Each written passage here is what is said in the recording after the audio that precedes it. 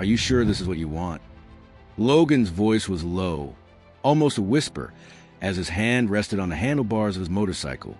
His eyes were fixed on Sienna, watching her with a mix of concern and something else. Something deeper. Sienna hesitated, the weight of her old life heavy in her chest, but she lifted her chin, her gaze steady. I thought I had everything once, but I don't know who I am anymore. Just then, the roar of an approaching engine split the quiet evening air, the sound of power and wealth that didn't belong in this small town. A sleek black SUV pulled up, and the man who stepped out was someone from Sienna's past, someone who knew everything about her empire. Everything you worked for, Sienna, Richard Voss said, his voice smooth and calculating, could be yours again. You've built a legacy. Don't throw it all away. You're bigger than Willow Creek. You belong in New York. Sienna's heart raced. Could she really walk away from it all? Was this small town, these quiet moments, the life she wanted? And what about the secret Logan didn't know yet? The truth about her departure from the world of wealth and power. Sienna Cole was a name that echoed through Wall Street like thunder. At 35, the billionaire CEO of Cole Enterprises had clawed her way to the top of New York City's corporate empire, her sharp mind and relentless drive forging a conglomerate that spanned tech, real estate, and finance. Her penthouse overlooked Central Park. Her wardrobe was a parade of tailored suits and Louboutins, and her days were a blur of high-stakes deals and private jets. But beneath the polished exterior, a quiet discontent festered. Success had given her everything, except meaning. Late one sleepless night, staring at the city's glittering skyline, she felt caged. She needed out. Without a word to her team, Sienna slipped into leather riding gear, her one rebellion against her curated life. Her custom Harley-Davidson, a beast of chrome and black, waited in the garage. She rode south, the hum of the engine drowning out her thoughts.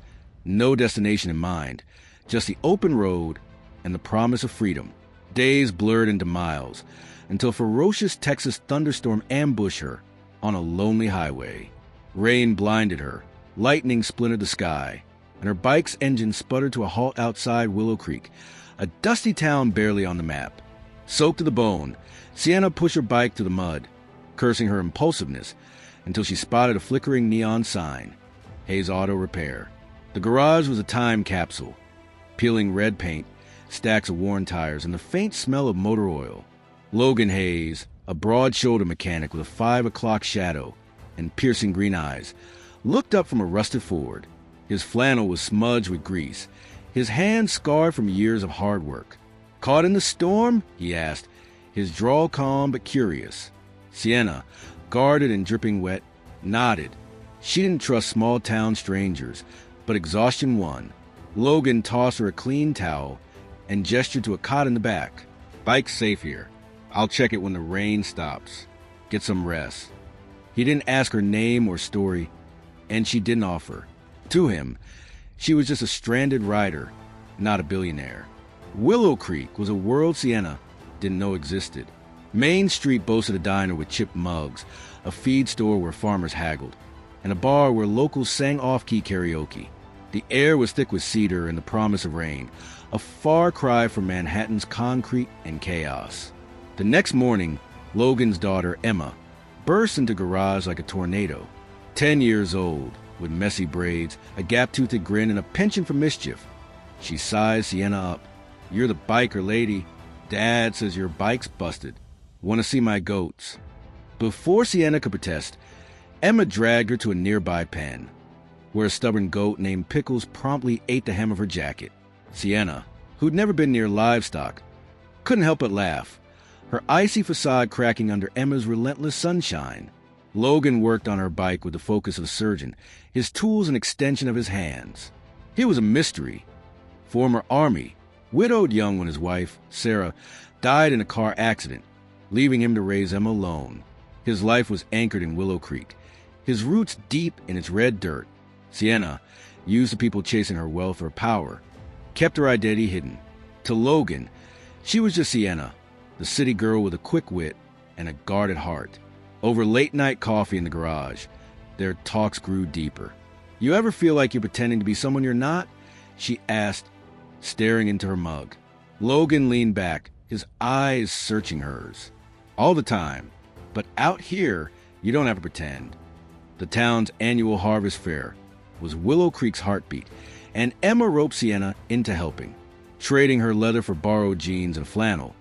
Sienna hauled hay bales, painted signs, and even judged a pie contest, earning cheers for picking Widow Mabel's pecan pie.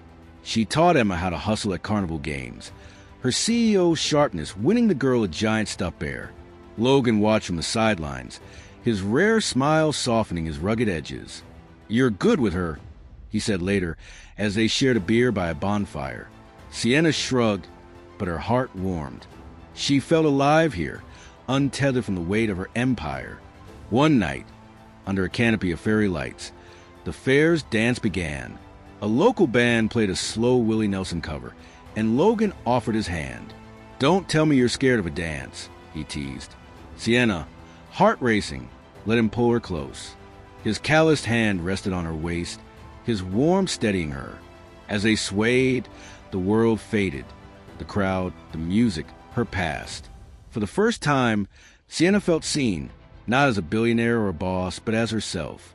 Their faces inches apart. She almost kissed him, but a shout from Emma broke the spell. "Dad, Sienna, fireworks." They laughed, the moment lingering like a promise. Reality crashed in the next morning. Charlotte, Sienna's assistant, called in a frenzy. A $2 billion merger was crumbling. Shareholders were panicking, and the board demanded her return. Sienna's stomach twisted. Willow Creek had become her sanctuary, but Cole Enterprises was her creation, her responsibility. Logan drove her to the bus station, Emma clinging to her hand. "You're coming back, right?" Emma asked, her eyes wide with worry. Sienna knelt, forcing a smile. "I promise, kiddo."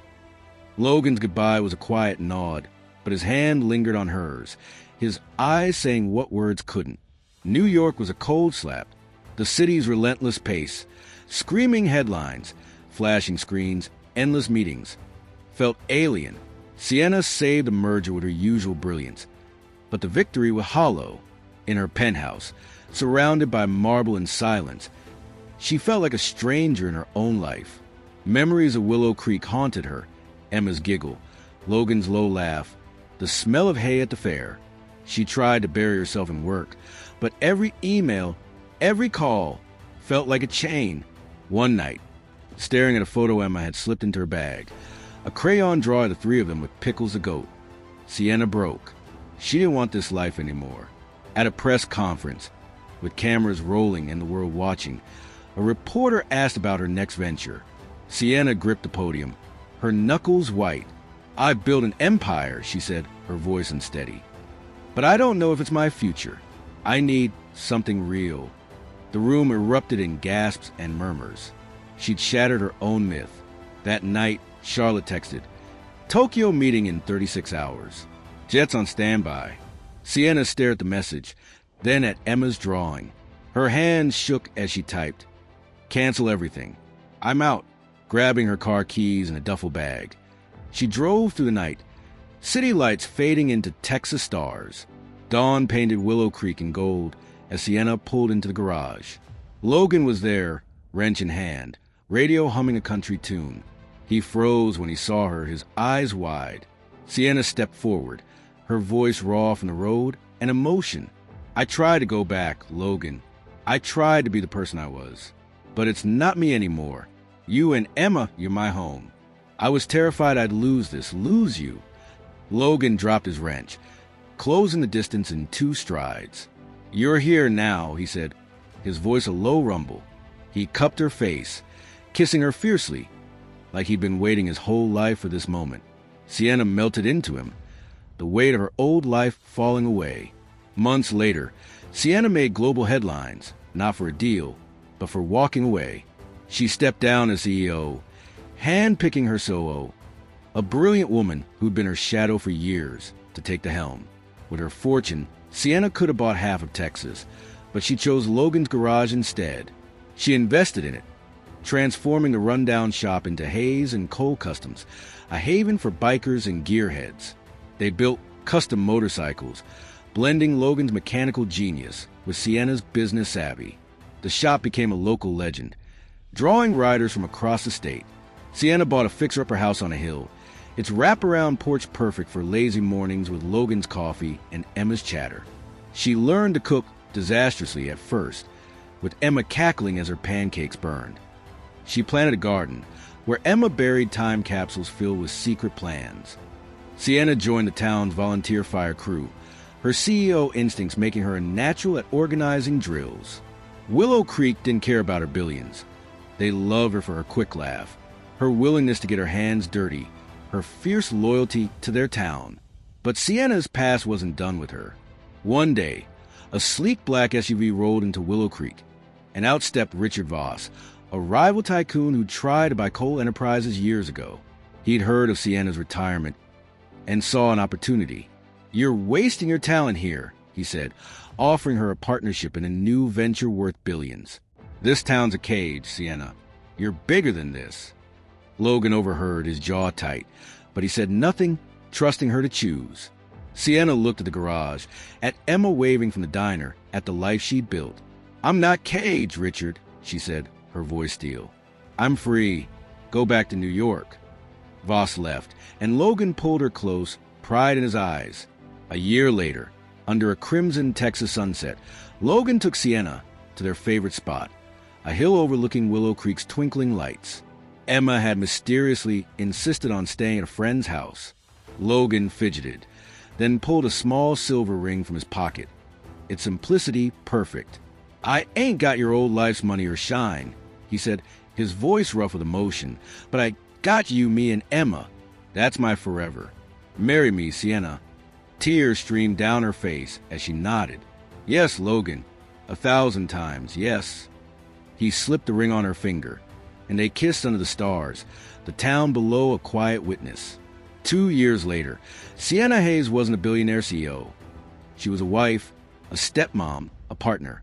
Hayes and Coal Customs thrived, its bikes featured in magazines. Emma, now 12, was a whirlwind, roping Sienna into school plays and prank wars. Pickles the goat remained her accomplice. Sienna and Logan built a life of small, perfect moments. Barbecues with neighbors, midnight rides on their bikes, quiet nights on the porch swing. One evening, as they watched Emma chase fireflies, Sienna leaned into Logan, his arm around her.